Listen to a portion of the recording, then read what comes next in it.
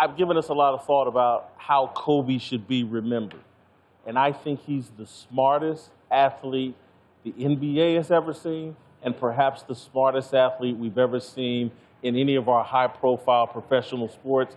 I think that is his legacy, his mind. I think as an athlete, he mimicked Jordan on the court, and the only thing he couldn't get exactly like Jordan was matching Jordan's athleticism. Where he surpassed Jordan, in my view, is his mental approach to the game. Kobe, the ultimate student of basketball, the ultimate student of sports. You know, I think that's his legacy. When I remember him as a basketball player, smartest guy I ever saw. Yeah, I'm going to remember the redemption story of Kobe.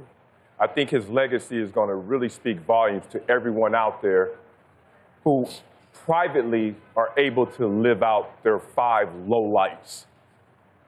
Behind that veil, no one can see it, but Kobe had to live it out publicly for the world to see. When you talk about greatness, that's something that not all of us can actually live through and can actually realize. We all haven't felt that, especially Kobe's level. But we all have felt low points. And how do you climb back out of that despair? And Kobe publicly to live through those growing pains for all of us to witness. I judge Kobe like I judge every man by the distance traveled. And Kobe's distance from his highs to his lows back to the culmination of the highs on the grandest stage, which is the game of life, not the game of basketball.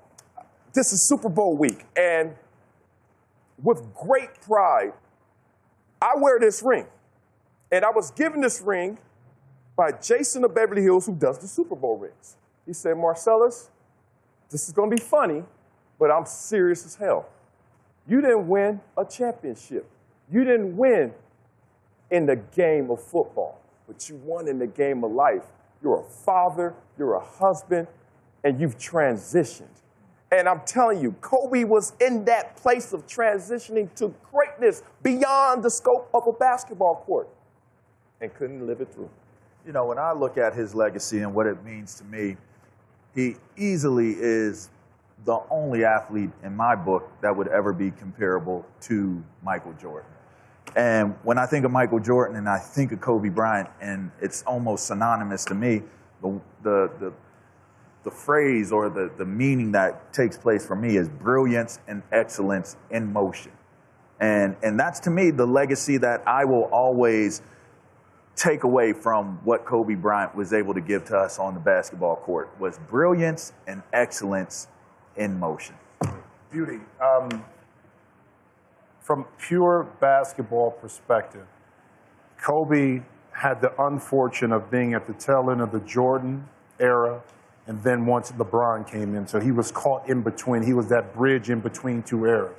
So when people looked and analyzed his career, when comparing the greatest, excuse me, they would often leave Kobe's name out of it because of that, because Tim Duncan happened to be in that era as well. So you never really fully appreciated his greatness because you were too busy comparing him to Mike on the back end, LeBron on the front end, and Tim Duncan in the middle, who's the best.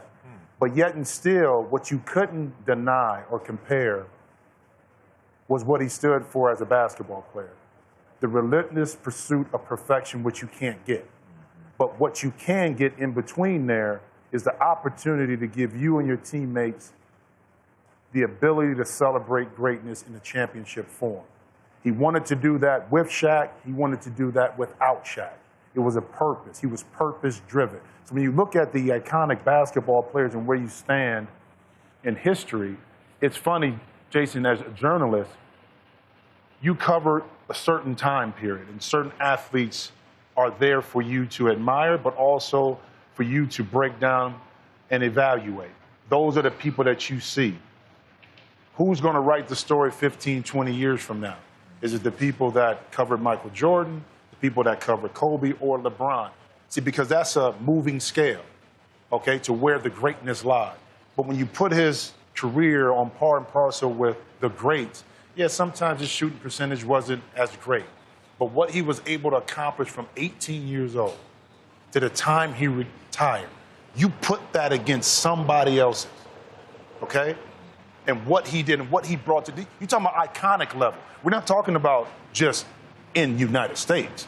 I had the fortune to travel to China and understand his impact when Yao Ming was at his height, and it was Kobe Bryant, okay?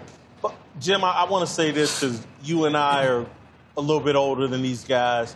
And to me, when people really start discussing the greats, they really don't discuss stats. And really they discuss persona and what they represented. And for me, as a kid, I was a big Magic Johnson guy. Right. That was my guy. And Larry Bird was his rival. And the only guy I've ever seen universally talked about the way Larry Bird was talked about is Kobe. Because if you remember when we were kids, they always, oh, Larry showed up at the gym early. And the whole insinuation was Larry worked harder than everybody else. Yep. That's what they say about Kobe. Yeah. He's really the first that, because again, a lot of times when it's a black athlete, we get enamored with their athleticism. Oh my God, Magic is a 6'9" point guard. With Kobe, it's like, oh my God, every detail mattered. He worked harder than everybody else. He demanded more things from everybody else. It was the way they talked about Bird. So to me, he's comparable to Bird and Michael Jordan. That's a hell of a legacy. And that's why he took it to another level from Michael. I was unfortunate not to be in the playoffs at the time, but with Ron Harper during their run in the early 90s.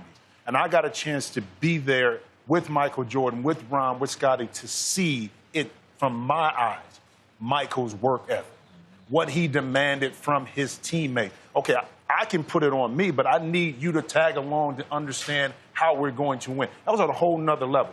Kobe took that to another level in regards to his preparation, long term, okay? And that's what you're talking about, because if you talk to the guys that played with Kobe on the Olympic team, like LeBron and all those guys, Kobe set the standard, okay? 5 o'clock in the morning, wake up, go work out. It was him by himself at first. LeBron tells the story.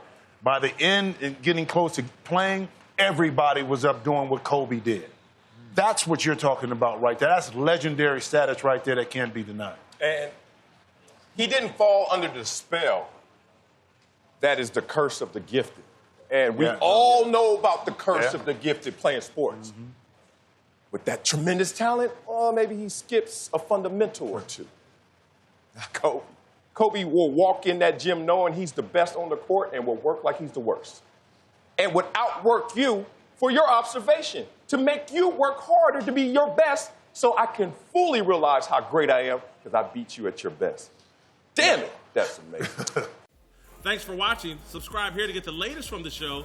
And be sure to check out more of the best clips from Speak For Yourself or go watch a few segments from our other shows on FS1.